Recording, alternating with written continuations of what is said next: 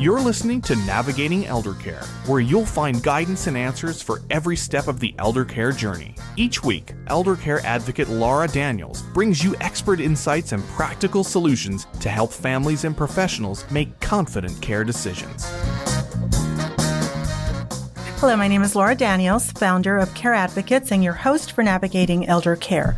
For years, I have been helping families and medical providers, doctors, case managers, social workers, and nurses find the right solutions for seniors in transition, whether that is after a hospital stay, a rehabilitation stay, or when care needs at home have changed. We assist in finding the right care options. I started this work because I saw how overwhelming and confusing the elder process can be, and I wanted to be a guide and a resource for families and professionals. In my business and in my work at Care Advocates, we walk alongside families every step of the way. We meet with families, clients, and providers to create a customized care plan. When someone is needing care, assistance with activities of daily living, such as bathing, transfers, mobility, we provide options such as residential care homes, assisted living communities, memory care communities. We advocate, guide, and educate throughout the entire process. But most importantly, we provide ongoing solutions and support. The care journey should never feel overwhelming. It should feel guided, supported, and understood. Welcome back to Navigating Elder Care. I am your host, Laura Daniels, and in today's episode, we are going to talk about memory care. And I have Mona Talukdar here with me today. Hi, Welcome. Laura. Hi, Mona. Mona is a highly respected leader in our senior care space. With more than 12 years of hands-on experience in memory care, she has been recognized multiple times for excellence in dementia and memory care services. She serves on the board of the Alzheimer's Association and was recently chosen by Medicare as one of only 390 participants nationwide for a new guide model. And today she's going to talk about Seasons Memory Care. Mona has multiple of these small memory care communities around San Antonio. Mona, thank you for being here today.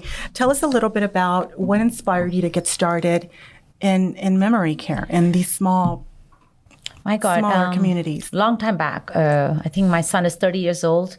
I planned in my head for a long time, and finally I built my first memory care in 2012. As a physical therapist, I used to work with a lot of patients with dementia. I used to visit a lot of assisted livings, memory cares.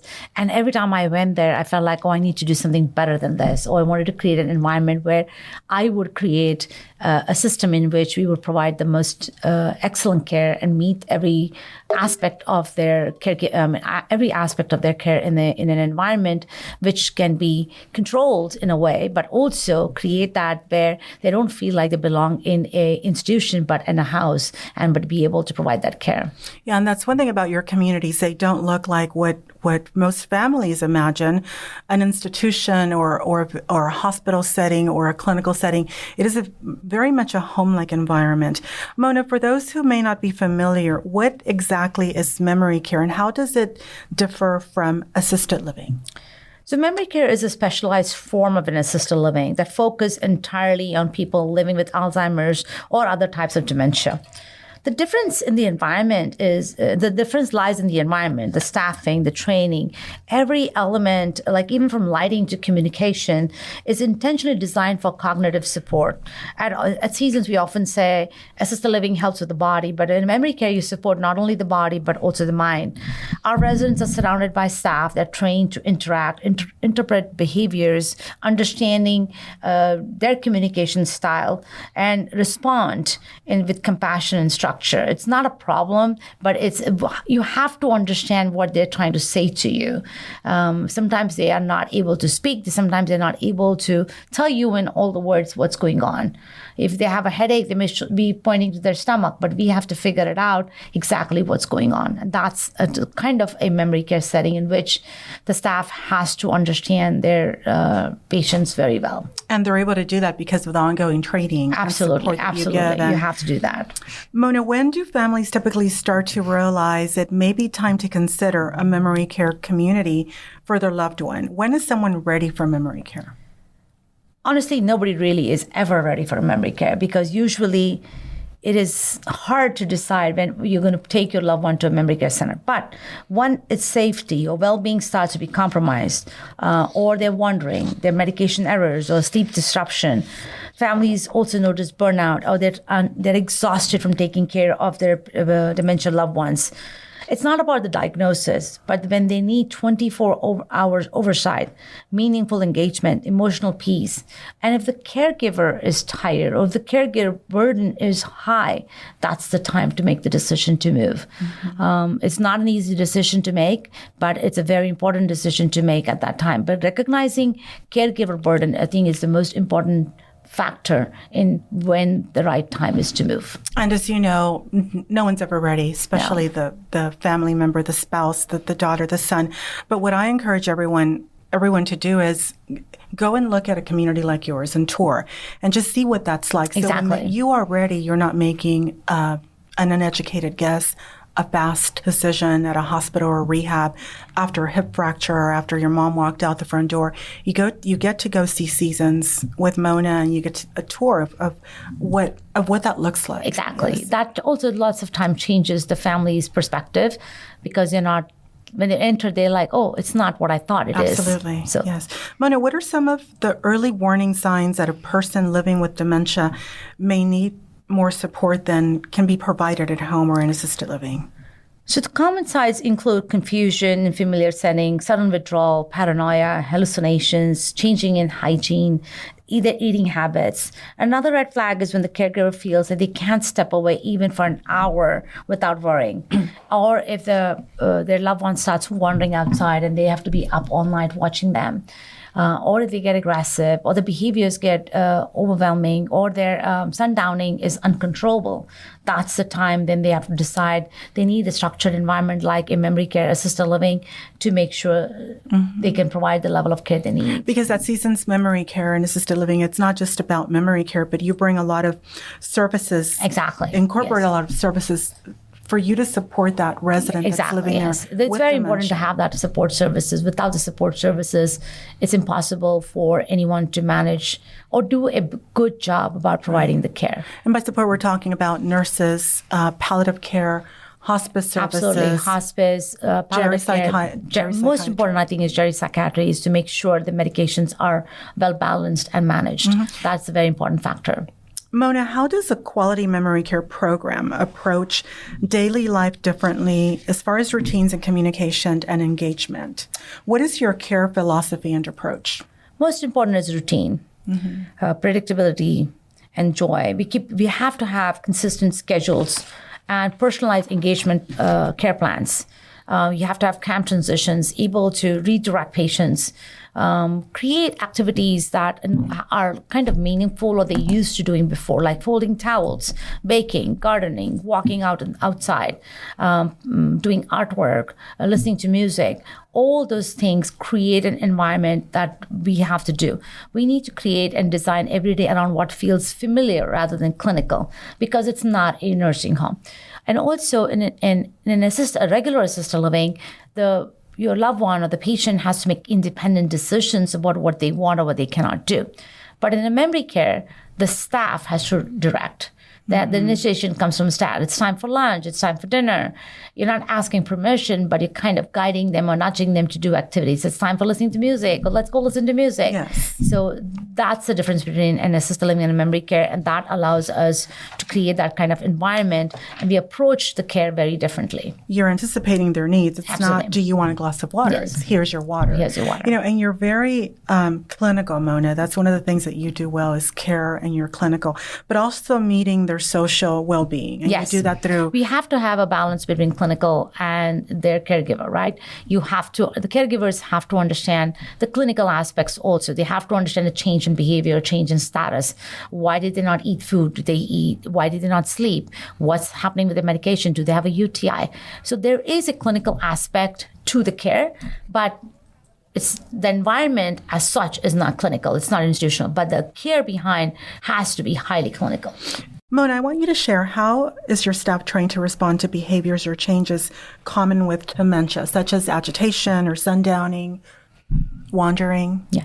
So the first thing we have to teach our caregivers is empathy. You have to let the staff understand agitation is usually because of fear or an unmet need, and they're not acting out. For sundowning, we have to adjust the lighting, play soft music, encourage calming rituals. We never use one-size-fits-all for response. We can't have a single plan, for each one is very individualized. Everybody's sundowning or the way they respond to behaviors is very different. Every person has a history, and some get triggered by loud music, some get triggered by too many people around the room. So we have to understand what triggers the sundowning behavior. So every staff member has to respond a little differently with every patient of ours. Mm-hmm. And you do it so well, and I think it's because of your staffing ratio. Yes, the staffing ratio is such a clue, but also having, the smaller environment, our caregivers have enough time to do all those things. Mona, we're going to talk about environment and safety now. Tell me, what are some of the environmental features families should look for when they're looking at memory care, and how do you do it differently? So a lot of people say they handle dementia patients in their building. Unless the facility is dementia and Alzheimer's certified, they're not true memory cares. Only true memory care, licensed memory cares can have secure doors and windows and all. It's secure memory care, which is licensed. There are a lot of other homes, they say they can handle dementia, but they have to be licensed to be a memory care. And when we're talking about homes, we're talking about residential care homes. Because they cannot lock their doors. It's a fire safety. Now, what do we need to look at in a memory care? What kind of lights they have, the colors, the secure doors, windows, the kitchen is smelling of coffee or cooking. The environment is quiet and it's not loud and it's not busy. You don't want a busy environment. Mm-hmm. You want that enough space for people to move around and create that environment. Also making it more like home-like. They have lighting like their homes, their decor on the walls, the chandeliers. Those kind of environmental structures can help. The most important in memory care is a secured feature, right? The doors are locked, the windows are locked. That only open during fire. It's not like locked all the time. Your main door to your room cannot be locked either. These are requirement and license requirements by state. Other important things also to ask, I think, are what fall precautions do you implement? Safety. Yes. Can you like manage such as bed alarms, chair alarms. Do they use a Hoyer lift? Do they have a hospital bed? And what kind of railing? We usually use half a railing. Do they have a fall mat? So these are the very important factors in a room. We're not looking at a resident at this moment, but what happens if they fall? Will the facility be able to manage them? What if they're falling? The very common behavior in dementia is your loved one does not understand that they can't get up, because if they get up, they have a risk for fall. They don't understand they're going to fall. And that's when the risk becomes very high for falls. Mm-hmm. What can the facility do to prevent those falls? Is it possible to stop 100% falls? Absolutely not. But what can we do? So we do bed alarms. We have half railing. We use a jerry chair. But it doesn't prevent all falls, but it does help in reducing the number of falls. Absolutely. We know that everyone with dementia will have a decline. Yeah. And you have to think ahead of what will happen when they start needing more assistance, Absolutely. Such as a one-person transfer, two-person transfer. Let's talk about family connection and emotional support. How can families stay connected and involved, Mona, once their loved one has moved into memory care? I always tell the family members this is their second home. They are allowed to come into our facilities any time of the day. We give them the gate codes, and they come and go anytime they want to. And the only request is they lock as they leave. But we also then make them join meals, activities, on daily walks. They can take their loved one out for a lunch and bring them back in. We send them pictures, videos. We have to replace their guilt. The loved one feels of leaving their precious husband or their wife in our facility, but allowing them to come in and spending enough time with them and not having restricted hours, that really helps them. But slowly, the families start trusting the caregivers and they feel comfortable leaving their loved one there. It's never a foolproof, but when they see the loved one laughing, talking, listening to music, dancing, painting, and being engaged, that changes the perspective. Yeah. And you and your staff do a great job of assisting families in coping with that emotional transition, because it's very difficult. Very difficult. And that's how you build trust with families, when that guilt and hesitation with placing them is overwhelming. Transitioning is never easy. It's a very emotional process. You sometimes have loved one tears, and they're filled with guilt. We encourage families to focus on what their loved one gains from moving into memory care: safety, engagement, consistency. But we also offer support groups and one-on-one conversations to process those feelings. It's never easy to leave their loved one in a memory care. Very, very hard decision. It is. It's not the patient itself. It's the caregiver. Is And the one you that always say that so well. You say, it's not the resident that moves in that's going to have a difficult time. It's a caregiver. Yeah. It's because you guys do a great job of moving somebody in, and we can see that after they've been there a few days. Mona, let's talk about engagement and quality of life. What kind of activities or therapies make the most difference in the lives of residents with dementia? What does a day look like at Seasons? So, as we all know, music plays a huge role in Alzheimer's and dementia. They love music, especially music that they grew up with, or simple rhymes, or simple Christmas songs, Christmas carols. All those little things make a difference. We have pet therapy, we have baking, we have arts and craft, music, going out for walks, talking different things. Yes. And all those small activities make a difference. But again, it's not a school. It's not a school where they have to do one class after another. Sometimes they're engaged, some they want to do it, sometimes they don't want to, sometimes they just want to chill and watch a TV, and that's okay.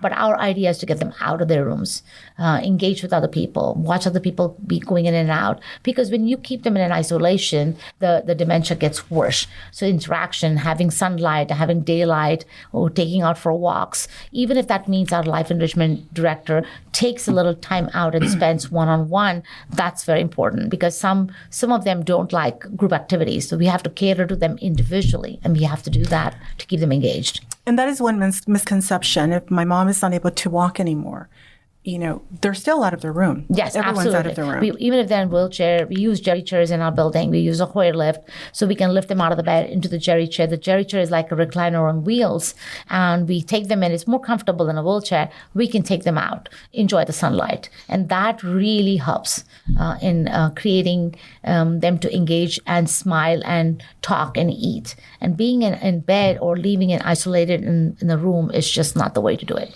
Mona, how do you adapt activities for residents at different stages of their cognitive decline? How do you do that? So we have to meet each person where they are. Sometimes in early stages, they may enjoy conversation groups, walks, dancing, music. But sometimes as they decline, being in the bed, listening, reading them a story, holding their hands and having a conversation, propping them up out of the bed, getting them out really helps. Again, the engagement is key, right? It's getting them engaged in anything they want to do.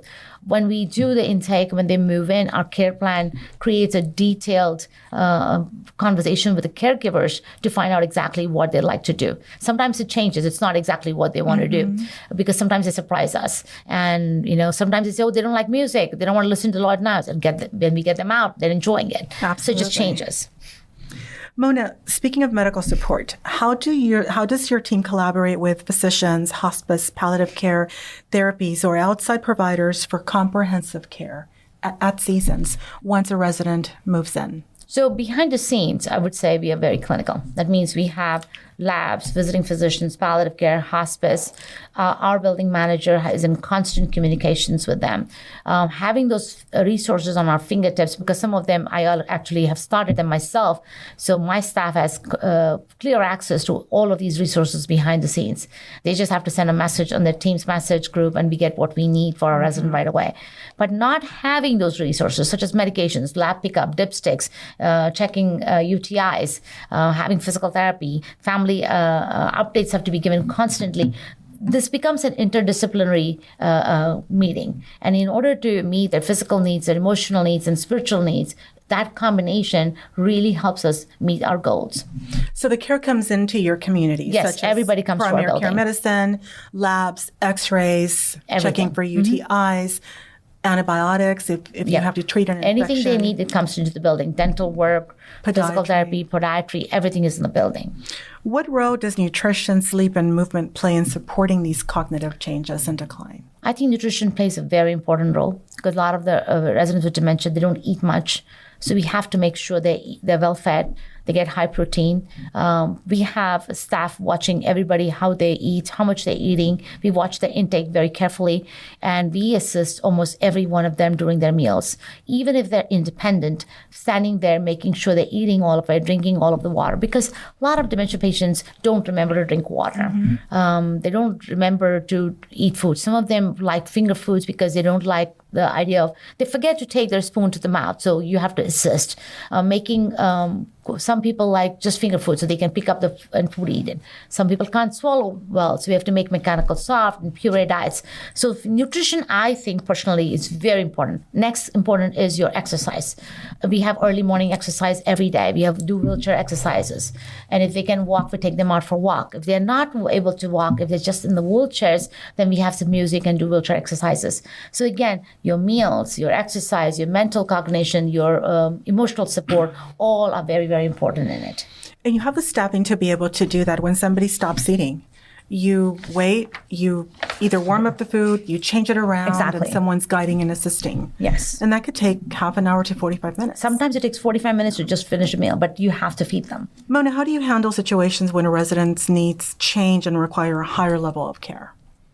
We are a facility that handles very high level of care. For us, we don't have to go assess. So every day the changes happen, and every day we have to make a new assessment.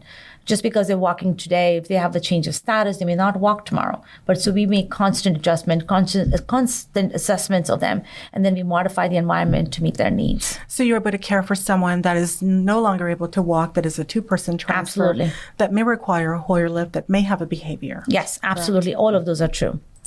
Let's talk about advice for families, Mona. What's the one piece of advice you would give to someone just starting in their dementia care journey with their loved one? You have to start learning early, and you don't wait for crisis. You don't make decisions when they fall, or they have a UTI, if they have behaviors. If you don't start early, then you're making decisions in haste. You don't find the right facility or the right a place for them. Then sometimes making decisions in haste, you don't have the time to adjust. You have to build a support network. You go visit communities, talk openly with the family members, caregivers. Early planning really helps bring peace later. Like your services, right? You can offer services way before than anybody else. A family can come to you and say, Laura, I'm not ready right now, but I would like to have a tour. That way they're mentally ready to see what's out there. And you're not having this fear like, what am I going to do in the last minute? And you and I know, Mona, that 90% of all people wait until a crisis occurs. A crisis. And then it's fracture, so hard. A fall, mom walked out the door, and then we're out there looking at communities. Mona, if you could change one perception about memory care, what would that be? Lots of time they say it's a last resort. It's not. It's a continuation of love in a safer and more supportive environment. When it's done right, it's a rebirth of comfort and connection. So it's never a last resort of memory care. It's just an extension of care in a different environment. Mona, what do you wish every family knew about the kind of life their loved one can have in a small, caring environment at seasons with you? So the smaller settings create deeper relationships and fewer transitions. In a small home, your loved one isn't a room number, their family. Every day, it ends with sense of belonging. And that connection between the caregiver, the resident, and the family is very important, which lacks sometimes in a bigger settings. Yeah. Mona, I've had the honor of bringing hundreds of families over to you and tours and placements, and you've seen so many residents flourish. Give me that one moment, one story that still makes you think, this is why I do what I do. Man, they have so many stories. There's so many stories, emotionally supporting loved ones. Every day there's something going on. But there was one time we had moved a lady in. She was wandering all night long. They were exhausted and scared. And once we got into our in our facility, we had Jerry Psych evaluate her, got her meds right, started changing her sleeping patterns slowly. It took some time, but we were there. And then slowly she started taking part in activities, painting, baking, laughing again, and singing songs. And the daughter told me, I got my mom back. I mean, that really made me feel so good. And every time somebody walks by and says, thank you for what you do, really makes my day, because it feels like this 24/7 work which we do behind the scene is all worth it. Absolutely. And you do a great job. And thank you for joining me on Navigating Elder Care, where we bring guidance and answers for every step of the elder care journey. If you are a family member, hospital case manager, or healthcare provider, and you know someone facing a change in health or planning for a future care need, Care Advocates is here to help you find the right care at the right time, whether it's assisted living, memory care, or bringing trusted community resources into the home. We walk alongside you every step of the way. For a free consultation, call me at 210-669-2222. Be sure to like and share this podcast. If you have any questions, or ideas for future episodes, you can also contact me. You can also listen to past episodes on YouTube or listen on your favorite podcast application. You can also listen to us here every Sunday at 8:30 on 9:30 a.m. The Answer. And again, for anyone wanting to reach out to Mona and Seasons Memory Care, her number is 210-584-4238. I am Laura Daniels, and this has been Navigating Elder Care, helping you find the right care at the right time for people that matter the most. Thank you for joining me. This has been Navigating Elder Care with Laura Daniels, providing guidance and answers for every step of the elder care journey. For a free consultation, call 210-669-2222 or email laura@advocatern.com. Catch every episode on 9:30 a.m. The Answer, YouTube, your favorite podcast app, or at advocatern.com.